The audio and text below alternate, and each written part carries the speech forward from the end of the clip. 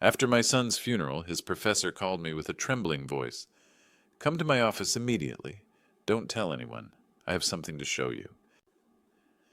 When I arrived at her office door, I heard threatening voices inside. Through the crack, I saw someone I never expected. My heart stopped. Thank you for being here as I share the darkest moment of my life. Drop a comment telling me your location and the time right now. I want to know who's walking through this story with me. 2 hours after burying my youngest son, my phone rang with a call that shattered everything I thought I knew. I sat alone in the study of our Coral Gables home, still wearing the black suit from the funeral. Through the window, the late afternoon sun cast shadows across the mahogany desk where Evan and I used to sketch building designs together. He'd been 23, brilliant, full of a future that would never come. The doctors called it sudden organ failure, rare, unexplainable. A healthy young man gone in less than a week. My wife Susan had been gone for 3 years. Now Evan. The house felt like a mausoleum filled with ghosts. Dad? Bradley's voice drifted from the living room. My eldest son had stayed close since Evan's death. You need anything? I didn't answer. The mourners had left an hour ago, their hollow condolences still echoing. He's in a better place now. Time heals all wounds. Empty words. That's when my phone buzzed. The name on the screen made me sit up. Professor Catherine Ross. Evan's architecture professor at the University of Miami. She'd been at the funeral that morning, unable to speak, as she placed a white rose on the casket. I answered, Professor Ross. Mr. Donovan? Her voice trembled. I found something. In Evan's belongings. You need to see this. My chest tightened. What kind of something? I can't explain over the phone. Her breathing was ragged. Please, come to my office at the university, right now. The architecture building, 3rd floor. I glanced toward the living room where Bradley was tidying up. Can't this wait until... No. The word came out sharp, desperate. Mr. Donovan, please, don't tell anyone you're coming. Not even... She paused. Not even your other son. This is dangerous. The line went dead. I stared at the phone, my heart pounding. Dangerous. What could possibly be dangerous about Evan's belongings? But something in Professor Ross's voice made my instincts scream that this wasn't nothing. Bradley appeared in the doorway. Going somewhere, Dad? I forced a tired smile. Just need to drive. Clear my head. Want company? No, I need some time alone. Won't be long. He pulled me into a brief hug. Take your time. I'll be here. 20 minutes later, I was pulling into the visitor parking at the University of Miami. The campus was nearly deserted on a Saturday evening, palm trees, casting shadows across the walkways. The architecture building loomed ahead, its glass facade reflecting the orange-pink sky. I took the stairs to the 3rd floor. Professor Ross's office was at the end of the hall. I'd been here 2 years ago, when Evan declared architecture as his major. Now, as I approached, the door stood slightly ajar. Light spilled into the darkened hallway. And I heard voices. Told you to stay out of this. A male voice, low and threatening. Give it to me, now. Please, this isn't... Professor Ross's voice frightened. I said, give it to me. I moved closer, pulse hammering. Through the gap in the door, I caught a glimpse of Professor Ross, backed against her filing cabinet, hands raised. Her face was white eyes wide with terror. And standing before her, gripping what looked like a worn leather journal, was Bradley, my eldest son, the man who was supposed to be home grieving with me. Instead, he was here threatening the woman who'd called me in desperation. I didn't think. I pushed the door open. The hinges creaked. Bradley spun around. My eldest son turned to face me, his expression shifting from fury to forced surprise in an instant. Dad Bradley's voice was smooth, gentle. What are you doing here? For a moment, I couldn't force words out. My son stood in the doorway, Evan's leather journal in his hand, his face arranged into the perfect mask of concern. Behind him, Professor Ross was pressed against the filing cabinet, her fingers trembling. I could ask you the same thing, I said finally. You told me you'd be home. Bradley glanced at the journal, then at me, softening his expression into something apologetic. I couldn't just sit around Dad. I needed to do something. I came to collect Evan's things before the university clears everything out. I didn't want his work tossed into storage. He gestured to Professor Ross. She's helping me gather his projects. Professor Ross nodded too quickly. Her eyes flickered to mine, frightened, desperate. Every instinct warned me something was wrong, but Bradley's words sounded reasonable, caring. The responsible older brother handling the details I supposedly couldn't bear. That's thoughtful, I said. Bradley stepped toward me, placing a steady hand on my shoulder. Let's go home, Dad. You shouldn't be driving all over tonight. I'll follow you back. He turned to the professor with a warm smile. Thank you. I'll return Monday for the rest. She nodded again, her face pale. As Bradley guided me toward the door, her arm moved in a quick, precise motion. Something small and white slipped into my coat pocket. When I turned, our eyes met one last time. Her lips shaped a single word. Run. Outside, Bradley walked me to my car. His sleek black sedan sat 3 spaces away. See you at home, he said, pulling me into a hug. Drive safe. He drove off first. Only when his taillights vanished did I reach into my pocket. A torn notepad scrapped the handwriting shaky. Journal, his room, under mattress, run. My fingers trembled as I got into my car. The drive back to Coral Gables felt endless. My thoughts spiraled, colliding with the image of Professor Ross's terrified eyes. Why would she fear Bradley? What was in that journal he'd been holding so tightly? I turned onto Anastasia Avenue. Bradley's car was already parked in its usual place. Through the front window, I saw him moving around the living room. I waited in the driveway for 5 long minutes. Finally, he disappeared down the hallway into his bedroom. I slipped inside the house as quietly as I could. Evan's room looked untouched, frozen in time. His unmade bed, architecture textbooks piled on the desk, the half-finished scale model he'd been perfecting for his senior project. The faint trace of his cologne clung to the air, tightening my chest, but I pushed the grief aside. I had a task. I lifted the mattress. There, pressed against the box, spring lay Evan's worn leather journal, his constant companion. I opened to the first entry. Week 1. Bradley gave me premium vitamins. Said they'd help with stress during finals. He's been so supportive lately. It feels good. I turned the page. Week 3, feeling nauseous. Tired all the time. Maybe I'm overworking. Bradley says the vitamins help, so I keep taking them. A cold heaviness crept into my stomach. Week 5. Something's wrong. I checked my symptoms, nothing fits. But every time I take those vitamins, I feel worse. Maybe I'm imagining things. Week 7. Found the bottle when Bradley wasn't home. No brand, no label, just chemical codes on the plastic. I took a photo. Why would he give me something like this? A photograph was taped to the page, a small amber bottle, blank, except for stamped codes. I turned to the final entry dated 3 days before Evan died. I'm scared. Really scared. If I tell Dad, it'll destroy our family. Maybe there's an explanation. Bradley's my brother. Could he? The sentence ended abruptly. I sat on Evan's bed, the journal heavy in my hands, and the truth struck with devastating clarity. Bradley had poisoned his younger brother, slowly, quietly, while I praised their closeness. Footsteps echoed in the hallway. Dad, Bradley called. His voice was getting closer. He was coming toward Evan's room. I slipped the journal inside my jacket and moved toward the balcony. Evan's room had a small balcony overlooking the backyard, and beside it, the fire escape metal stairs zigzagging down the side of the house. I'd yelled at Evan more than once for using it as a shortcut when he was late for dinner. Now it might save my life. I unlocked the balcony door as quietly as possible. The hinges creaked. The night air was cool and damp from earlier rain. I swung my leg over the railing just as the bedroom door slammed open behind me. Dad. I didn't look back. My hands gripped the wet railing, my shoes slipping slightly on the metal. One foot found the first step, then another. My heart hammered as I descended the journal, pressing hard against my ribs, solid, incriminating. Above me, Bradley moved through the room. Dad, are you in here? I climbed down as fast as I dared. 20 feet. 15? 10? When my shoes hit the grass, I ran. The side gate was unlocked. I pushed through it and emerged onto Anastasia Avenue. My car sat in the driveway, but I couldn't risk going back. Bradley would spot me. My hands trembled as I pulled out my phone and dialed the number I'd called thousands of times. Leonard Pierce, my executive assistant, my right hand for 15 years. He answered on the second ring. Mr. Donovan, is everything? Leonard, I rasped. I need help. I'm near the house corner of Anastasia and Granada. Can you pick me up? Leonard didn't ask questions. I'm 20 minutes away. Stay put. I hid deeper in a neighbor's hedge and watched my house. Lights flicked on in Evan's room, then the hallway. Bradley was searching.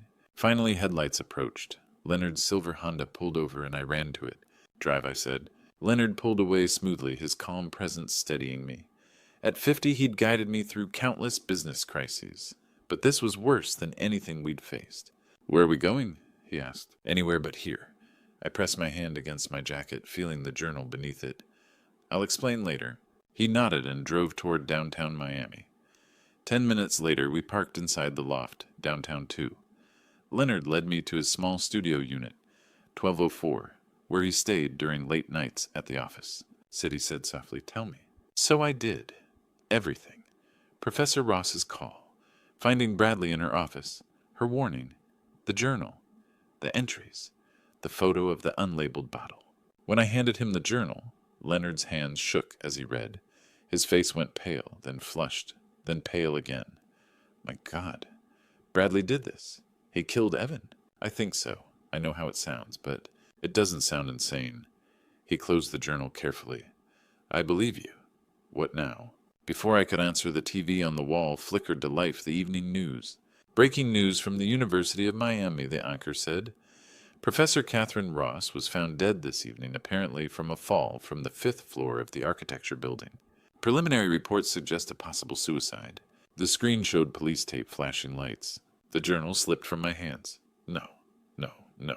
Mr. Donovan, they killed her. My voice cracked. She called me. She tried to help, and they killed her. Leonard rose, placing a firm hand on my shoulder. This wasn't your fault. She died because you found that journal. She died, he said steadily, because she did the right thing, and we won't let it be for nothing. I lifted the journal, my grief hardening into something cold. We can't go to the police. Not yet. They'll say Evan was paranoid, that I'm imagining things. Then what do? Leonard asked. We get more evidence, I said, and we make sure everyone knows what my son did. They killed her, and they will not get away with it. 2 days later, Leonard laid out a plan. We sat in his apartment. The loft unit 1204 blinds, drawn coffee cold on the table between us. My eyes were dry but heavy. I hadn't slept more than an hour at a time since I'd read Evan's journal. Every time I closed my eyes, I saw his handwriting, the vitamins Bradley gave me. Leonard tapped a legal pad covered in his neat block letters. You're the CEO? You have access to every office in that building, including Bradley's. I looked at him. He'll know I was there? Not if we're smart about it.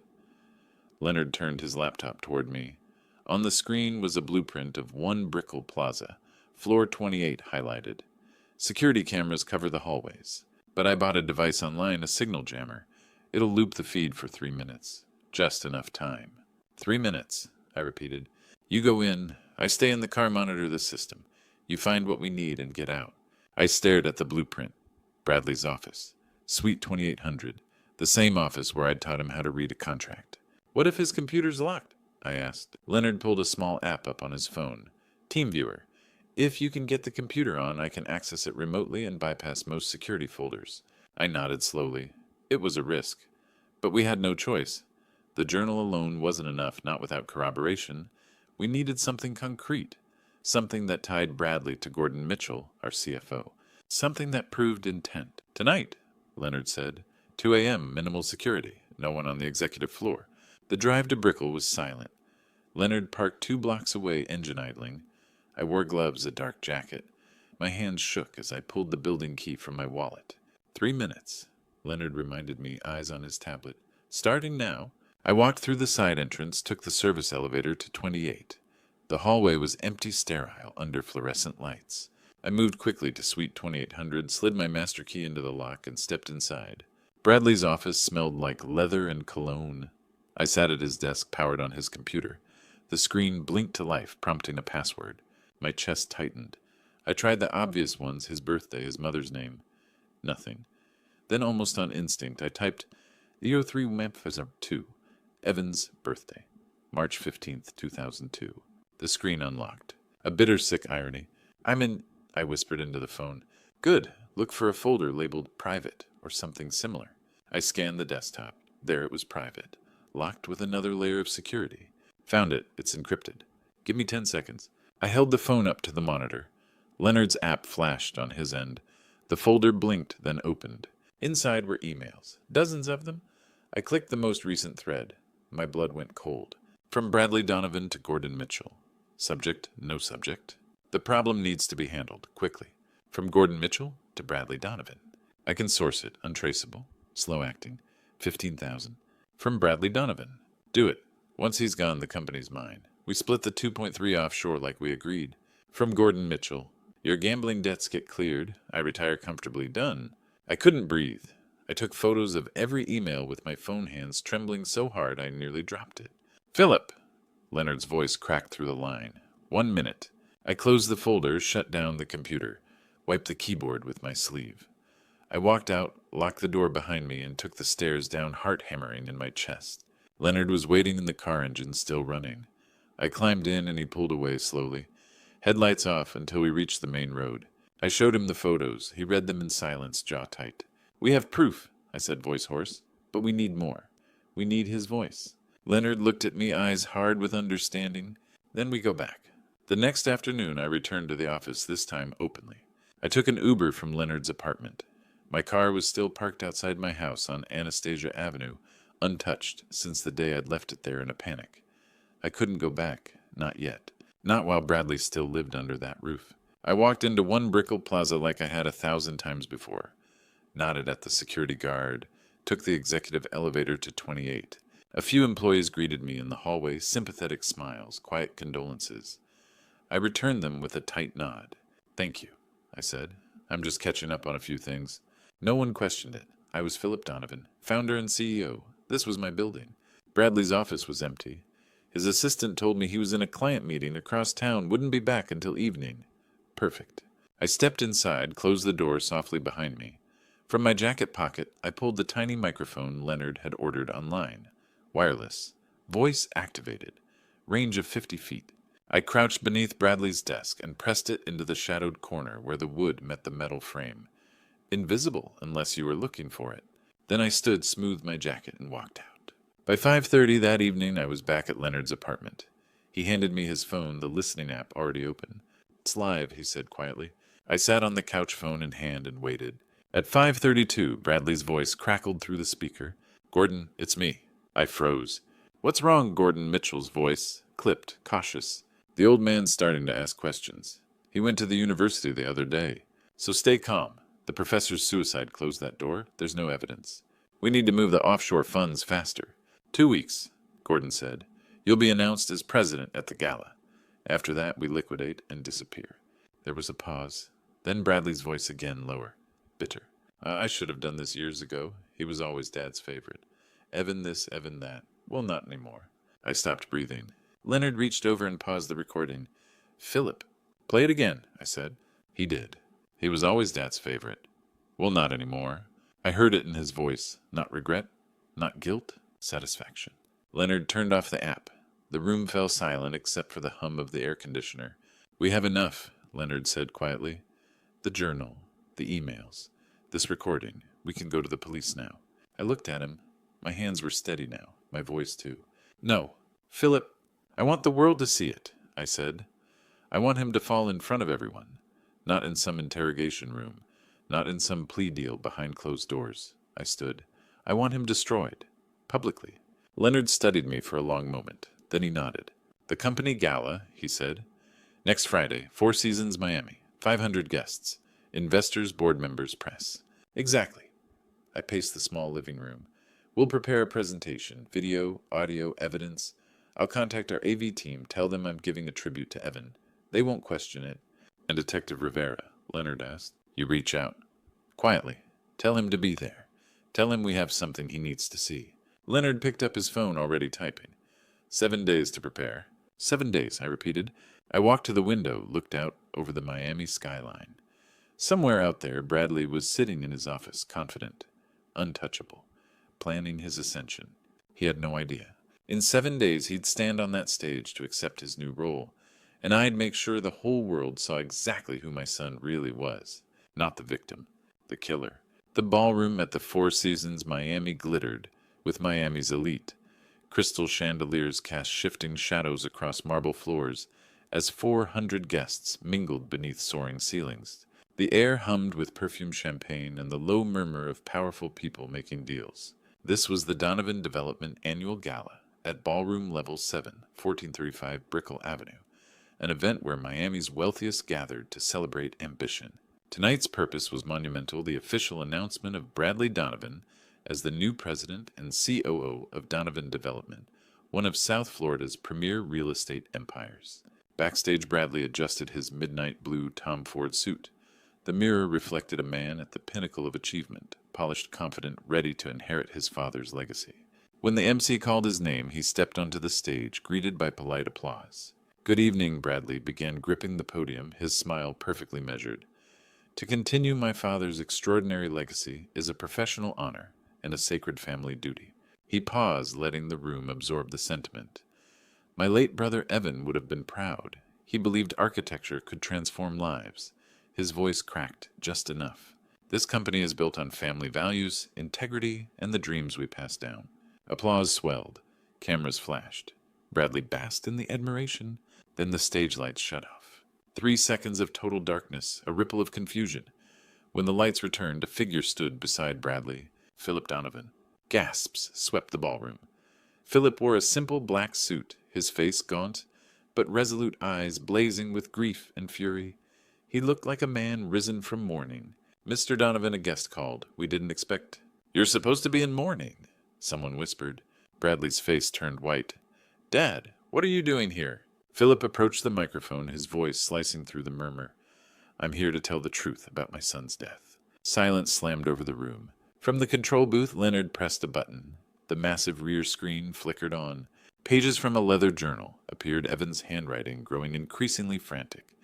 Entries described fear, confusion, and the mysterious vitamins. Photos of unmarked pill bottles with chemical codes filled the screen. Then came the email's white text on black background. "Get the substance. Untraceable. $15,000. Once he's gone, company is mine. Split offshore, $2.3 million. Shocked whispers erupted. Phones rose to record. Then the audio played. The ballroom exploded into chaos. Reporters surged forward. Investors stood in disbelief. Board members stared at Bradley with horror. Bradley spun toward Gordon Mitchell, seated in the third row. "You told me this was foolproof." Gordon stood abruptly. "Don't you pin this on me? You poisoned your own brother. You provided the substance. You wanted the money." "I wanted," Gordon thundered. "You had $850,000 in gambling debt. I only helped for a cut." The two men, dressed in immaculate suits, hurled accusations while cameras flashed like fireworks. Philip stood still at the microphone, watching the unraveling. When he finally spoke, his quiet voice carried everywhere. "Both of you killed my son, for money, for greed." Bradley turned toward him, panicked. "Dad, I can explain, please. This isn't what you think." "Explain to the police." As if on cue, the ballroom doors opened. Detective Samuel Rivera entered with 6 uniformed officers. They had been waiting, listening. Bradley's eyes darted wildly. He bolted toward the back, but the crowd closed in hundreds of witnesses, blocking every escape phones, raised like a wall of truth. Camera flashes blinded him. He stumbled, covering his face, but there was nowhere left to hide. Under Miami's brightest lights, everything he'd done was revealed. 400 people had seen it all. Bradley tried to run, but there was no escaping now. They didn't arrest Bradley or Gordon that night. The evidence could be challenged in court. We needed a direct confession. The gala had ended in chaos, but both men slipped away before Detective Rivera could detain them. Within hours, footage from the event went viral. Twitter, Instagram, TikTok, YouTube. Headlines exploded. Miami developer's son accused of fratricide gala. Confession shocks city. Donovan dynasty scandal. But viral outrage wasn't enough. The next morning, I sat in Leonard's apartment when my attorney, Thomas Caldwell, called. "Philip," he said carefully, "a defense lawyer could argue the journal was obtained improperly. The email's legally murky. We need something irrefutable. A direct confession to law enforcement." I hung up, feeling the weight of failure. Leonard watched me quietly, then said, "Then we make them confess." "How?" "We turn them against each other." His voice sharpened. "They're panicking, hiding somewhere, blaming each other already. Put them in the same room and paranoia will take care of the rest." It was risky, manipulative, necessary. Using a burner phone bought with cash, Leonard sent 2 texts. To Bradley, "It's Gordon. Need to meet. Split the money and disappear before cops find the accounts." 2 a.m. Port of Miami Warehouse, 7D. "Bring offshore docks. Come alone."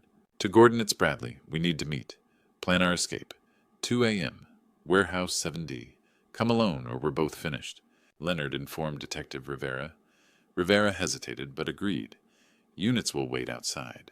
But if this blows up, it's on you." That night, Leonard and I drove to the Port of Miami in silence. The warehouse district loomed dark metal structures, stacked containers, distant ship horns. Warehouse 7D sat at the end of a deserted access road, abandoned and peeling. Inside, rusted equipment littered the vast open space. A metal loft overlooked the floor. We climbed up and hid behind a stack of pallets. Leonard set a recording device between us, its red light blinking. Then we waited. At 1:58 a.m., headlights swept across the walls. Gordon Mitchell entered, wrapped in an expensive coat, eyes darting. At 2:03 a.m., another car arrived. Bradley walked in tense and agitated. They froze when they saw each other. "Why did you text me?" Bradley demanded. "You texted me," Gordon snapped. Realization hit them both. Bradley ran to the door. Locked. Leonard had secured it with a chain. "What the hell is this?" Bradley shouted. "You idiot," Gordon roared. "You led them right to us." "Me. You're the one who said everything was untraceable." Their unraveling began loud, frantic damning. "This is your fault." Gordon jabbed a shaking finger. "I told you the dose was too high. Spread it out over 6 months, not 3. You're the one who bought poison from some black market chemist in Hialeah." Bradley fired back. "What did you expect?" "I expected you not to be reckless. You had $850,000 in gambling debt. And you stole $2.3 million from the company," Bradley screamed. "Fake invoices, shell accounts, don't pretend you're innocent." Then Gordon asked, trembling, "How did you get him to take it every day?" Bradley laughed hollowly. "Easy. I told little brother they were vitamins for stress. He trusted me. Wrote it in that stupid journal, but never told Dad. Too loyal to accuse me." Above them, I shook with rage so fierce my vision blurred. Leonard gripped my arm, grounding me. Suddenly, the warehouse flooded with light. "This is Miami PD. Do not move." Bradley and Gordon shielded their eyes as officers surrounded the building.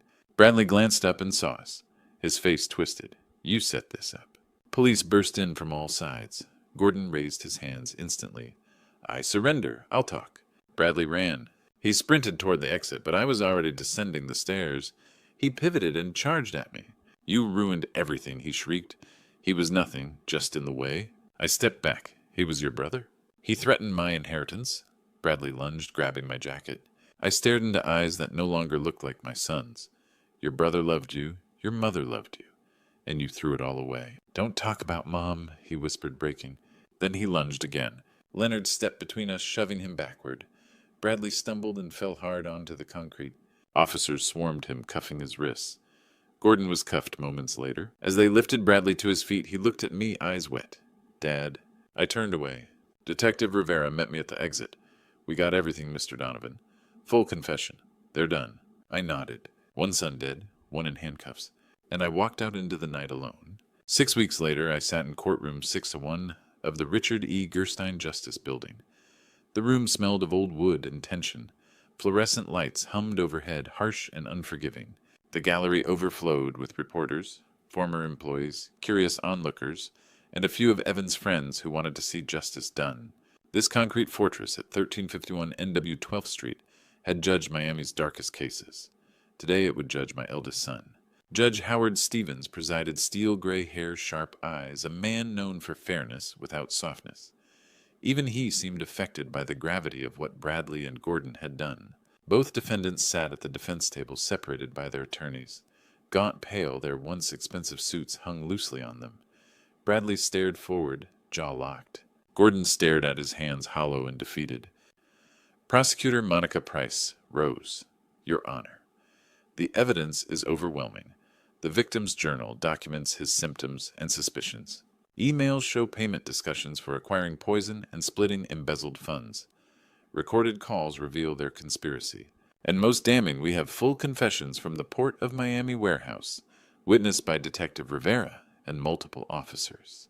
Defense attorney Jeffrey Graham argued entrapment, that grief had driven me to manufacture evidence that doubt remained.